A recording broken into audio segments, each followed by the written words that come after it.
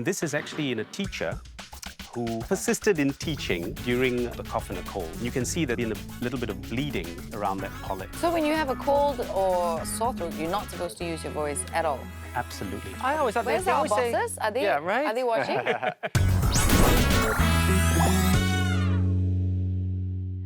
Hello and welcome to We Need to Talk About This. Today we're talking about something that Mike and I hold very dear. That's right. See, we're both DJs and, TV presenters, and so Catherine. Michael, how can I help you? By the way, this is Dr. Jeev, ENT, with us. Very excited to have him on. Question to you. Being a DJ, do you do anything to protect or keep your vocal cords in good shape? Before I go on air, I do this little exercise. Bernetta does that Yes, stuff. it's kind of to make sure that you don't sound like you just got out of bed. So that's called a that's a lip bubble. A lip bubble? Or a lip thrill. It's a common exercise that speech therapists give you. But it's actually a very good thing to do. It is, right? Yeah, it is wakes an up extremely the good thing to do. vocal It's a warm-up. cords, yeah? Yeah. And so we've got a model here. And this is the windpipe. Okay. Or the trachea. Oh, it's pretty big. Yeah.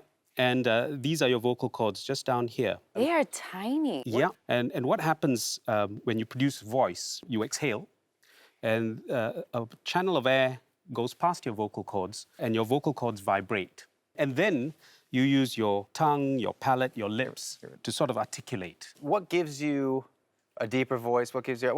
how do you know... Very good question. So I think of the vocal cords like the strings of a guitar. Okay, we have a guitar here. We have a guitar here, and with the strings of a guitar, a heavy string, which is a thick vocal cord that men would have, Right. gives you Man chord. a deeper voice. Man chord. And a thin string, which is what a woman would Ah, have, gives you, yeah, that gives you a sounds like higher pitch. my Then why voice. does Bernetta sound like this? And when you have inflammation of your vocal cords, your thin vocal cords become heavier. Okay. And so your normal pitch of voice gets deeper. Right. The other thing is the length of the vocal cord is important. So if you demonstrate a long string Okay. and a short.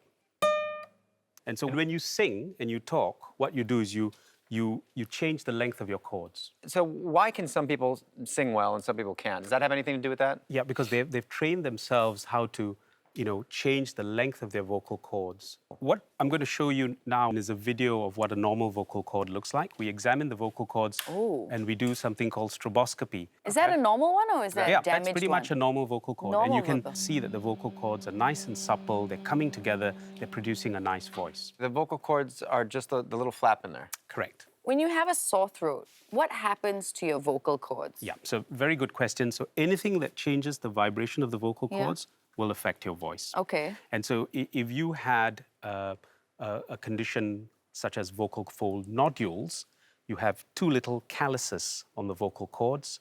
They're sort of symmetrical calluses. And as people talk, they crash together and they produce a more breathy, sort of raspy voice. Right. Vocal fold nodules are actually the long-term consequence of swelling. Okay. So if you have swelling that persists, you then develop the nodules. And why do you get the swelling? So a variety of things. One of the common things is acid reflux. People who have acid reflux, their vocal cords are bathed in acid, and that causes inflammation. This is a classic picture of acid reflux. At the back of the vocal cords, you can see that foamy stuff, and that's actually acid coming up from the stomach. Right. Yeah. And in this patient, because that's gone on for some time, they've developed a small contact lesion. And so you can see a little growth at the back of the vocal cords on the right side. Yep.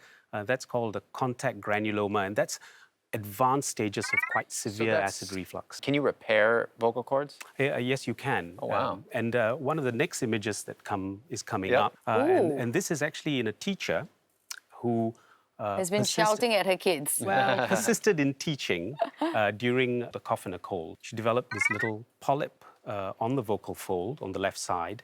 And you can see there's also been a little bit of bleeding around that polyp.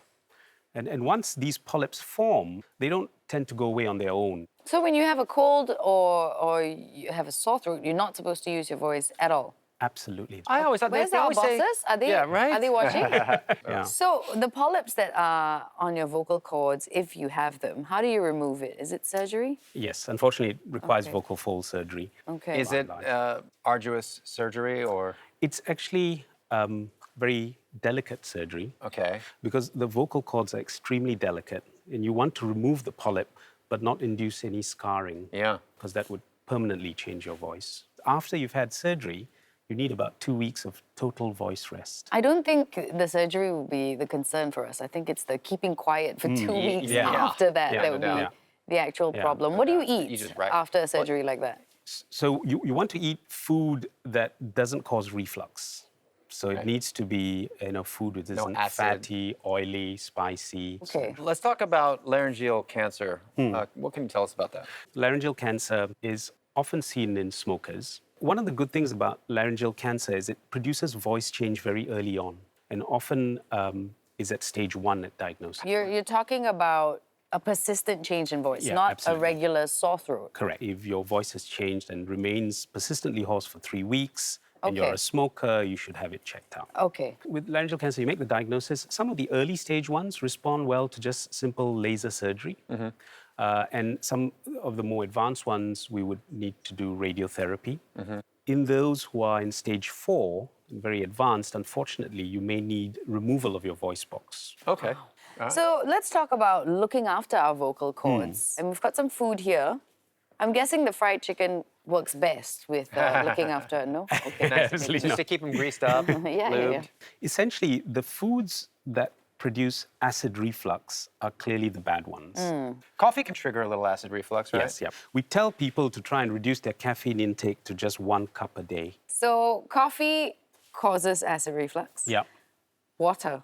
So Perfect. of all the items on the table, water is the best thing. So a lot of water will keep the acid reflux down.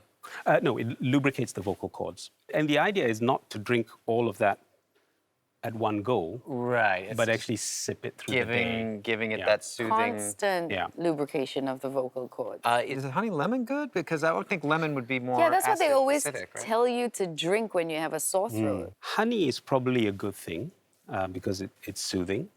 Lemon is probably not so I good a thought thing. That's that what I as would well, think. yeah. Acidic. And we actually, as ENT specialists, suggest people avoid mints when they have a sore throat. What about medicated mints? So if you had a sore throat or tonsillitis, then those mints or things like Strepsils, one common brand, is useful.